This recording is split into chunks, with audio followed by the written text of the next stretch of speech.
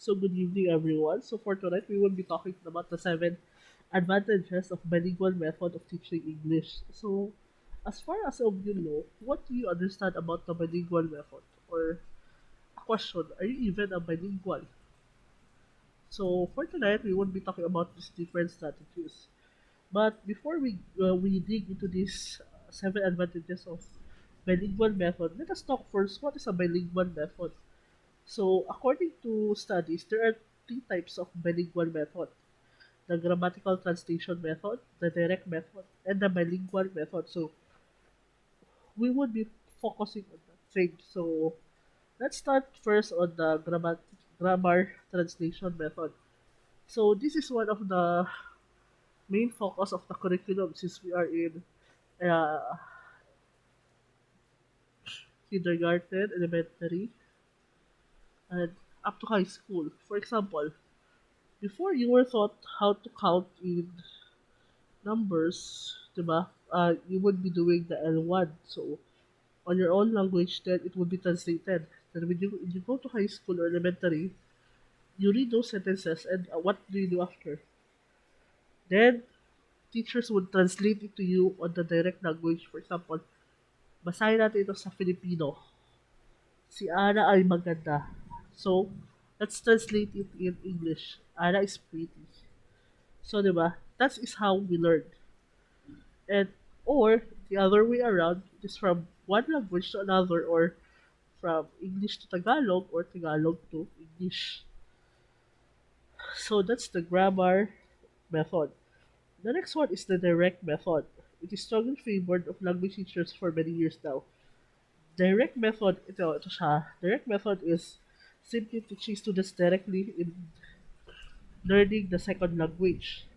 Sometimes, teacher would just use visual aids, uh, video presentations, or sometimes role-playing. Ito siya. Do you remember that when you were in high school, there were activities being used by the teachers when, especially during English class, when you practice your sentences, o isn't it? Diba? May mga ganun tayo. Their teachers use different types of methods just to make sure that you are practicing English. For example, word for the day. So, for 1 week, you would be supplemented by your classmates, or someone would be assigned to provide examples for new word, then you would be using it as sentence during the day. So the next one is the bilingual method. This was introduced by C.J. Dodson in the 1960s to 1970s. He set up that it would be much improved if students learned from audio-visual method. And this bilingual method, he used the different uh, traditional method. Although this is one of the best method, but mind you, he combined three traditional method. The first one is the presentation, practice, production. So for your assignment, you look for children, you would be doing this presentation, practice, and production. So uh, first you present the material, then you practice together with your students, and you produce something with their new knowledge. So kayo na bahala anong gagawin niyo dyan, ha? So, let's talk about the seven advantages of bilingual uh, methods in English. So, number one, oops, students become functional bilingual. So, as time goes by, after you learn your L1, diba, as students become more functional because they know how to use L2 and they could relate with the lessons. Not just the lesson, but they become competent and confident, so that as time goes by, there will as time goes by, diba, you would be function, you would function as normal individuals. Not just, diba, For example, lahat ng signage natin, usually all our signage in the community are English. So what would happen to students if they do not know how to use their bilingual? So next, never miss out on a lesson. So for example, you were a student in the past. As of now, you're also a student. But what would happen if there would be a fear? May fear kayo na mag-usap, magsalita sa harapan ng teacher, sa harapan ng ibang tao. So what do you think would happen to you? You will miss out on your lesson. This is not just through to mathematics lessons, but also in English. For example, don't know how to discuss those complex nouns if you don't know the four basic types of nouns. So what would happen from general to specific? Then if you don't know what's the basic rule, then how would you go to the specifics? And as time goes by, things will get complicated. For example, how would you know how to do algebraic expression if you don't even know how to do the PEMDAS? That's the basic rule. That's just like learning language, learning English, diba? So if you become bilingual, you don't miss on any lesson because you understand the lesson, and you just don't know the lesson. You also enjoy the lesson. So give some love to other language. Mind you, people. Some of you are very guilty with this because when you become bilingual, you just don't uh, learn Tagalog, Filipino, but you also learn other languages. So some of you love to learn French. For me, I love to learn Japanese. But some of you wants to be a Korean. So you put love to other languages. And some of you, maybe you are very dramatic, so you learn what? Russian, German. You see? You put some love on, on other languages. Next, accessibility. So when we talk about accessibility, what comes into your mind?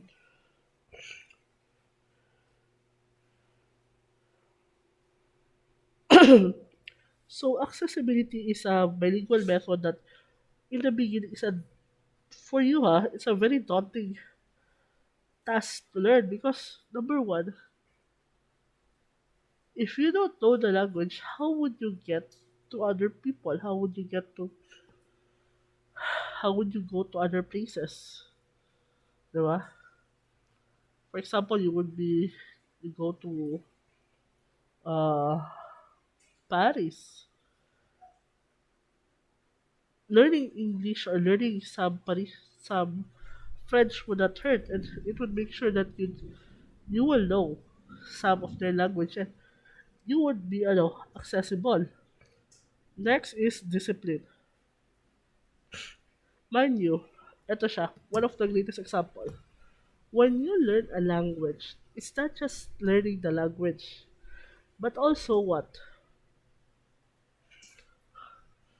Also, learning the traditions and customs of that language. When you start to learn being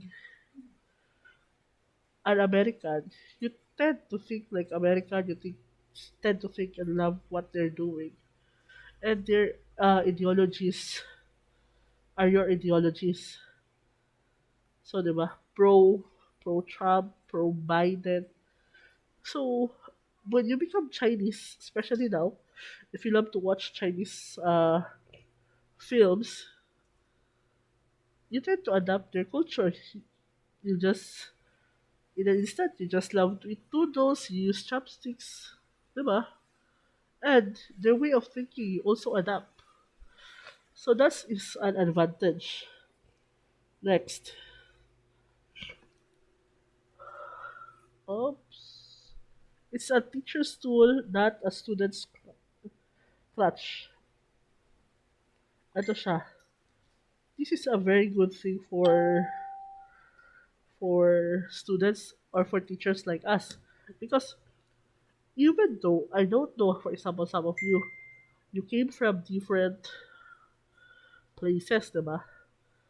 But if we would be understanding each other through a second language or us become bilingual, we have a common ground. I will not use that as an insult to you, but I would use that as an advantage because I think we have a common ground. What? Oh. Next, it builds strong foundations for reading right from the start. Ito siya. This is one of the uh, flaws of beginning reading. For example, what if you don't know how to read? So, so it builds strong foundations. For example, sino sa inyo dito pag nagbabasa nakakatulog? Not just in English, but in Filipino.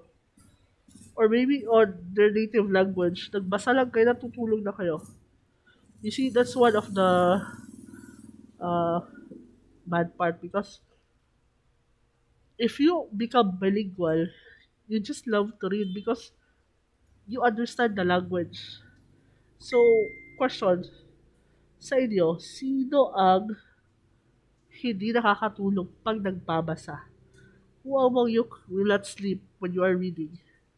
So that's very good, diba? Kasi, number one, it's a good foundation because when you will be doing your licensure exam for teachers, what would happen to you if walang hindi kayo, as my professor from MSU would say, Day, dili ka kasustinir og mantinir og basa, dili ka kapasa sa let.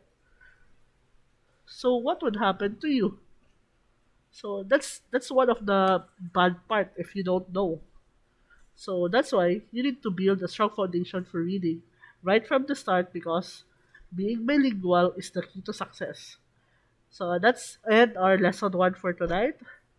So see you next time.